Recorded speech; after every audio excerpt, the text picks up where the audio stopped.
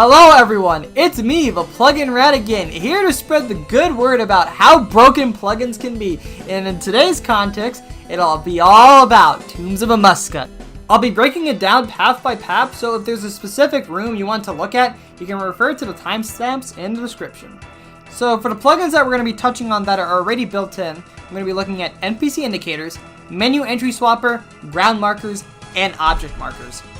And now, for plugins you can get on the hub, we've got Custom Swapper by Gahur, Tombs of Amascut by Lemon Duck, Better NPC Highlight by Buchus, Radius Markers by Screzzo, TOA Puzzle Helper by Tim, Monster HP Percentage by LeJeff, and that's about it. We've also got NPC ID by XRio, which is optional if you want to find more NPC IDs outside of what is shown in the video. Now, most of these will be plugins that I've spoken about before, so if you like what you see here and want to maybe find more useful PVM plugins, I have a link to a playlist in the description with my other useful PVM plugin videos, so give that a look. Now, let's start with the lobby or just general use plugins. Do you hate having to remember what presets you have for maybe running different challenges or going with different friends with varying skill levels? Well, in the Tombs of Amascut plugin, you can save, screenshot, or even export presets. How it works is when you save it, it will highlight in green the presets you want to have on, and have it in red for the ones you don't want to have on. This makes swapping between different info presets not as much of a hassle. Also, I know in the recent Q&A, Jagex has also stated they want to do something about it, but for now, this is what we got. Next, you can also change the left click of the supply pouch and even the shift click. I like to have my left click set to withdraw all, and my shift click to resupply, which tops off all my supplies. Lastly, the Tombs of Amascut plugin will have a swap for the Phantom, letting you quick exit after completing a path. Now let's talk about the Path of Head. The mirrors you can pick up will always spawn in the same spots, so for convenience you can tile mark the locations where you see them. In the puzzle room, the Tombs of Amascut plugin auto swaps the withdraw and deposit option for the pickaxe storage whenever you grab your stored pickaxe. So, you can left click it again to restore it. The default menu swapper or custom swapper gives you the option to set the mirror swap to rotate clockwise or even counterclockwise whenever you hold shift. Makes it easier for rotating the mirror. Up next is the big boss man Akka. You can mark the tiles in the middle just to know the tiles you can run to for Simon Says, and each of these tiles you can still blow pop the shadows from. You can also import tiles too for methods such as the butterfly method. Shout out to Saxpillar for creating this method. I'll link down in the description if you want to learn more about it. You can also utilize radius markers to have it show a particular tile color whenever he swaps tiles, which makes it so much easier than staring at his prey or waiting for him to do an attack. This is a game changer for Akka. I'll show the IDs on the screen, but you can also find an image below as well. Just make sure to not have a normal NPC tile highlight on Akka, because otherwise the radius marker will not show when it's set to 0. Lastly, monster HP percentage works nicely here for Akka, just to know when he's about to phase, since he phases every 20% HP. Up next, the Path of Krondus. You can object mark the waterfalls when they are full and leave the empty ones unmarked just to make it less likely to run to an empty water spot. You can also swap the watering can to left click use, as left click use on the waterfall and tree makes you complete those interactions a whole tick faster. Although in teams, using it on waterfalls seems to cause a bit of pit fuckery in teams, but I also need to do some testing just to confirm that. You can always use it on the tree without cucking your teammates though. Tile markers can be nice here in case there's specific pathing for particular spots as well. For the Zepik encounter, you can NPC indicate the waves if you think that'll make it easier to line yourself up with the waves. You can also indicate the boulders too for visibility reasons. You can tile mark the range of where you would get dragged based on your weapon or your final tile to attack the boss. It's up to you based on your preference. You can menu swap or custom swap the pot, so if you hold shift, you can pull it or hit a pot. You can also radius mark the pot to know what you clear when you break a pot. Now, for the Path of Atmakin. For designated DD spots for corruption, you can tile mark those areas, but this all depends on your team's habits. With a combination of NPC indicator, radius marker, and better NPC indicator, you can do a lot of different things to color code the monkeys. I, for example, have a yellow radius marker for exploding baboons, having it with a radius of 1 to know where to not stand when letting them blow up. Then, I have the Shaman and Cursed ones marked in different colors, as I've got one in NPC Indicator, and another in a better NPC Indicator list. However, to make it simple, you can color code all the monkeys for the Radius Marker plugin. Now for Baba, for the sadistic Mind the Gap users, you can mark the lines of where you want to stand to not die whenever he procs. And, if for whatever reason you have bananas turned on, you can object mark them.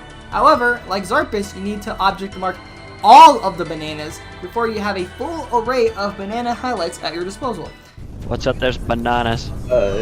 Obliv Muslim said. Nice! Fucking bananas. This guy probably wishes he had that. Now, you can NPC indicate all the boulders if it makes it easier to know if you're about to get run over. However, the boulder you want to hit has a different ID than the other boulders. So if you have boulders indicated, you can use the ID to throw it in the better NPC Indicator plugin and have it colored differently or highlighted differently. You can also set a custom swap to left click boulders instead of Big Baba herself in the situation Baba runs at you when you're still trying to pop a boulder. Really niche case scenario, but the option is there. And lastly, the Monster HP plugin is super nice to know when the boss is about to phase, as it phases at around 66% and 33%. So when the boss approaches those health thresholds, you just need to make sure to stand in spots that won't lead to death, assuming Mind the Gap. Lastly, we got the Path of Scabarus. The plugin TOA Puzzle Solver has a widget in your sidebar that brings up images that help you with quick solving the pressure plate puzzle and the number puzzle. As for the final puzzle, there's a super cheat code you can use where the symbols are color coded to their corresponding symbol. The pastebin for this will be in the description. However, to import the object markers over, you will need to do the following. Make sure to have a backup of your settings.properties file before attempting this in case something goes wrong. Firstly, make sure your client is closed before doing this. Secondly, locate your .runelite folder. Third, open your settings.properties file. Fourth, paste the pastebin text at the bottom of the file. Then, hit save, and you're done.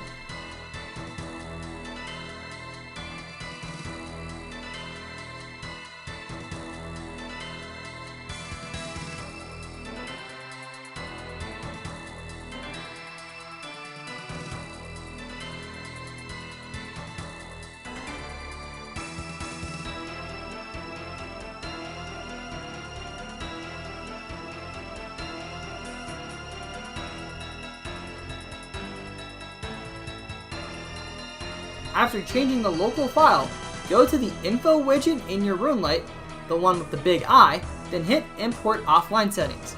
You'll need to make sure you have remember color per object within the object markers plugin turned on to have it work, so keep that in mind.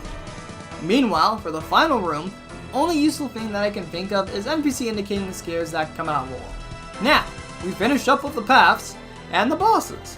Now let's talk about the final boss. You can tile indicate the spots to stand for the UFOs, and for the final area, you can mark spots to stand based on where he's attacking, as well as mark the tile in the back that gives you an extra tick that dodge a tile attack if you stand back there. You can also tile indicate the spots you want to stand for P3 skulls, whether it's for solos or for teams.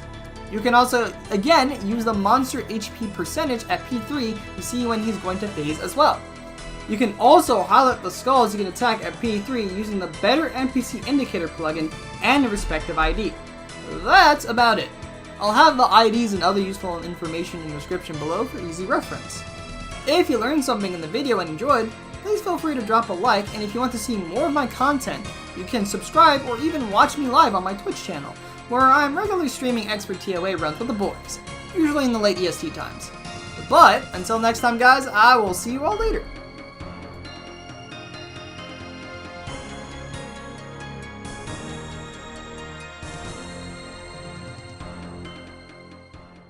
Right now. Alright, so Rex, you want to do the intro? Yeah, okay, what's the video about? Let me show you, hold on. That's the video.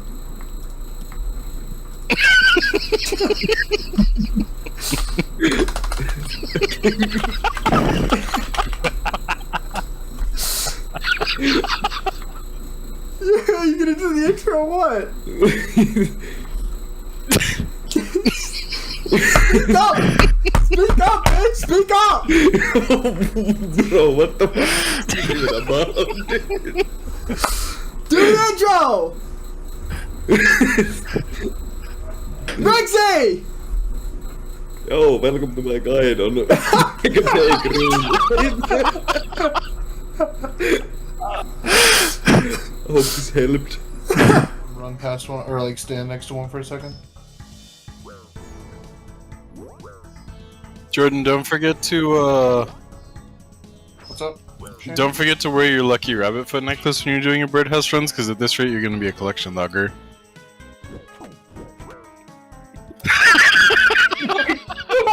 I didn't think they would hit you fucking twice. Oh my god.